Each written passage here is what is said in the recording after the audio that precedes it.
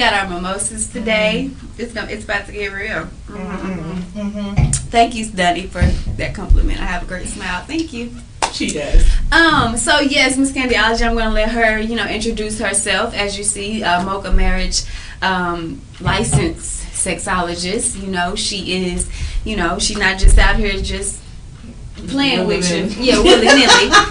She actually has some. Because you got to say that, because when people, I'm not gonna lie, when I was like, okay, so she gonna talk about sex, and she's selling toys. Okay, that's cool, but it's actually more into it. You actually so I'm gonna let you speak on that. So again, guys, my name is Candy J. I am a certified clinical sexologist through the Dr. Rachel Institute. If you don't know Dr. Rachel, she was on The Doctors. You remember that show? No, it was a reality show. Okay.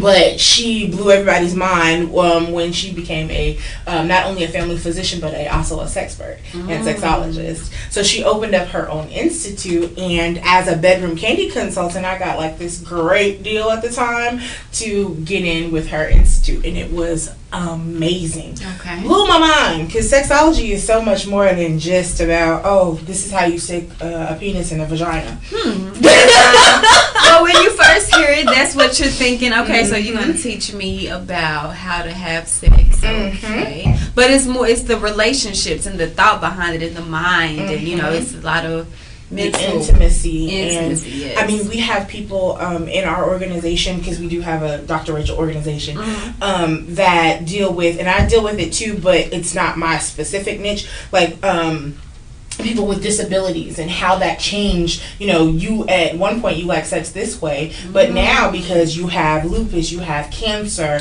you got your leg amputated or your arm amputated, or you became paralyzed from the neck up or the waist down, whatever the case may be.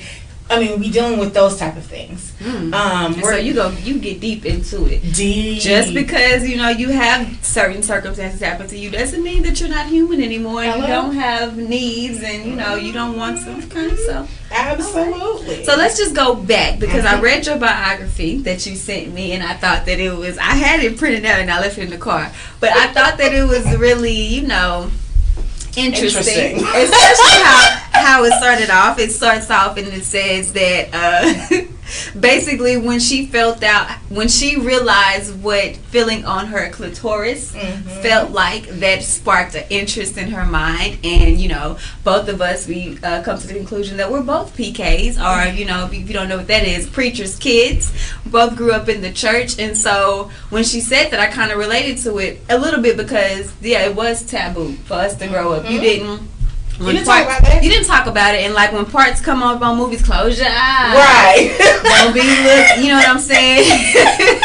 But it's natural, and eventually, like we said, you started asking questions to these other kids that don't know, just like you don't know. And I think that it's real important that I love what you're doing, because it's something natural. It's something that we all deal with, and instead of making it taboo, talk about it. Right. And be and make it the norm, because it is norm.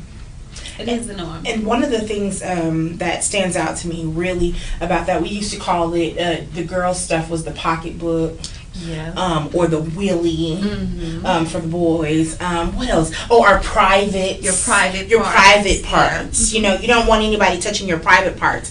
But here's the deal, and something that resonated with me quite recently, actually. Think about it. If your son or daughter tells you, "Oh, mommy, somebody touched my pocketbook," you're not necessarily going to think that they're talking about their vagina. Exactly. You're just thinking about, because she carries around a little pocketbook, a little purse, that, somebody touched her purse, right? And if she were to go to tell somebody that, that's, okay.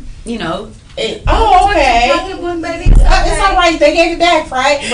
That's kind of your first instinct. So it's making it the norm to teach your kids, no, we're going to call it what it is. It's your vagina. It's his penis. Not these slang terms. You know what the D word, the P word, right? All of those things, right? The vagina and the penis. Because if your child comes to you and says, somebody touched my vagina, that's you ready. Red signs going off. Hello, we in action as parents. We gonna go into action versus what you would have thought. Right. with a pocketbook.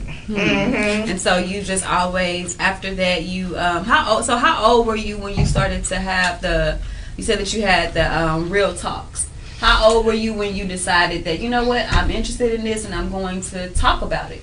So, officially, I would say we were like 22, 23. Okay. But earlier on with my cousins, we would have in these back rooms, we would be talking about all kinds of stuff. I don't know, we had to be 11, 12, 13. Wow, okay. But I was always the common denominator to start talking about those things because I was curious. I've shared before that I rode my Cabbage Patch doll. Y'all remember them hard-faced Cabbage Patch dolls? Well, yeah. And you? I was riding one of those. Okay. Yeah. My granny caught me. So where did you see that though? I didn't see it anywhere. I just thought, well, I like the feeling when I rubbed my clitoris. So I was like, well, maybe if something else is harder, it'll feel better. I was a smart kid. And imagine how smart you were without YouTube, without Instagram, without all of that. These kids now, and I was 8 when I did that. They can go look up and just type in. How does it feel? I don't know. Whatever they want to type in, they can type in now. I mean, I'm a former middle school teacher, and 7th and 8th graders, they was talking about squirting and how do you squirt and how do you numb your gag reflex. Yeah, in middle school. Wow. So it's a passion of mine to really talk to them about sex and sex education and the correct names for things and your emotions and what you go through with all those.